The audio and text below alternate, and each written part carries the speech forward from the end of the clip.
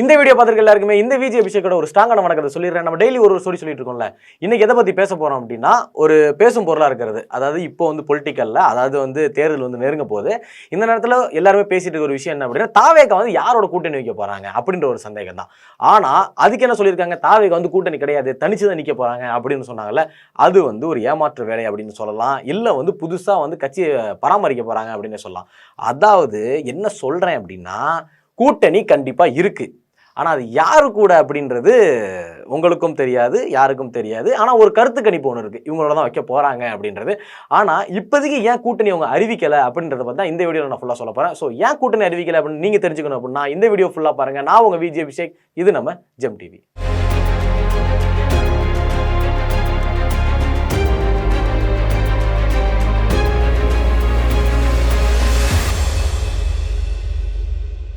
2026 அதாவது சட்டமன்ற தேர்தல் வரப்போகுது. இந்த நேரத்தில் எப்பவுமே வழக்கம் போல ஏடிஎம்கே டிஎம்கே இவங்க தான் ஆள போறாங்க அப்படின்னு நினைச்சிட்டு இருந்தோம். ஆனால் புதுசாக டிவிகே இந்த கட்சி ஒரு மாற்றத்தை கொடுக்கும் அப்படின்னு சொல்லி எல்லா மக்களுமே நினைச்சிட்டு இருக்காங்க, யோசிச்சுட்டு இருக்காங்க. நிறைய பேர் கன்ஃபார்ம் பண்ணியிருக்காங்க. ஏன்னா நம்ம நிறைய ஊடகங்கள் நிறைய வீடியோஸ்ல பார்த்தோம் அப்படின்னா டிவிகேக்குன்னு ஒரு செப்பரேட்டா ஒரு ஃபேன்ஸ் இருக்காங்க. ஏன்னா ஒரு பெரிய சினிமா நடிகர் அப்படின்றப்போ கண்டிப்பா அவருக்கான ஒரு சப்போர்ட் கண்டிப்பா இருக்கும் அப்படின்னு எல்லாமே சொல்லியிருக்காங்க.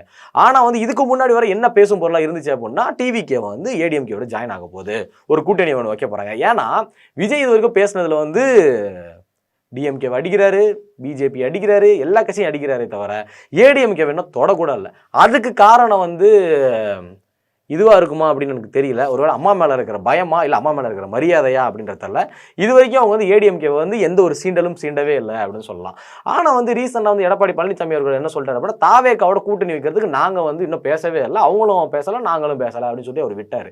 ஆனால் நிறைய கூட்டங்களில் பார்த்தோம் அப்படின்னா என்ன சொல்லியிருந்தாரு அப்படின்னா, ஒரு கொடி காட்டுறப்போ வருது, புளியார் சொல்லி போட்டாச்சு அப்படின்னு சொல்லி கொடி பறக்குதா அப்படின்ற மாதிரிலாம் நிறையாவே சொல்லியிருந்தாங்க. இதை வச்சு தான் இது கூட்டணி சேர போதோ அப்படின்னு சொல்லி ஒரு பேசும் பொருள் ஒன்று போயிட்டு இருந்துச்சு. ஆனால் இப்போ என்ன பேசுகிறாங்க அப்படின்னா, தாவேகா காங்கிரஸோட இணைய போதா இல்லை பாஜகவோட இணைய போதா? பாஜகவோட இணையறதும் ஏடிஎம்கேவோட இணையறதும் ஒன்று தான் அப்படின்னு வச்சுக்கோங்களேன்.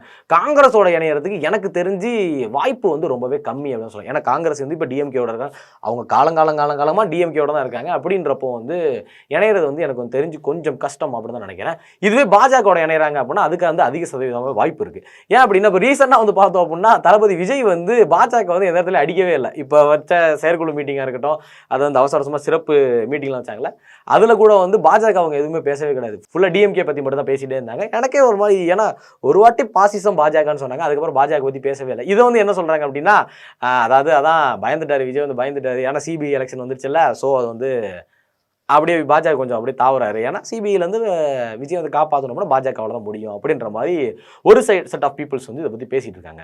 இப்போ கூட்டணி வைக்க போகிறது கன்ஃபார்ம் ஆயிடுச்சு. கூட்டணி கன்ஃபார்மாக அவர் வைக்கிறாரு.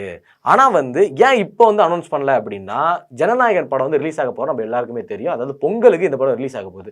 ஒருவேளை விஜய் யோசிக்கிறது என்ன, அதாவது தாவேகா தலைவர் விஜய் யோசிக்கிறது என்ன அப்படின்னா, இப்போ கூட்டணி அறிவிச்சோம் அப்படின்னா அது எந்த வகையிலையும் படத்தை பாதிச்சிடக்கூடாது அப்படின்றது தான் அவரோட ஒரே ஒரு நோக்கமாக இருக்கு.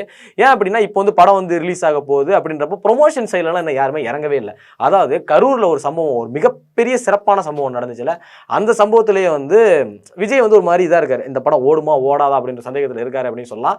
அதுக்கப்புறம் அங்க இருக்கிற மக்கள் எல்லாருமே அதான் மக்கள் மீன்ஸ் அந்த 41 பேர் இறந்து போனாங்கல்ல, அவங்க குடும்பத்தில் எல்லாருமே அழைச்சிட்டு மகாபலிபுரத்தில் தனித்தனியாக ஒருத்தரை சந்திச்சு அவங்களும் செப்பரேட்டா ரூம் போட்டு கொடுத்து, அதாவது தாவேக்கால அவங்க தங்குறதுக்கு ரூம் போட்டு கொடுத்து, அவங்களுக்கு மத்தியானம் சாப்பாடும் போட்டு அவங்கள்ட்ட நல்லா அழுது எல்லாமே பண்ணி இப்போ பத்திரமா வீட்டுக்கு அமைச்சிட்டாரு.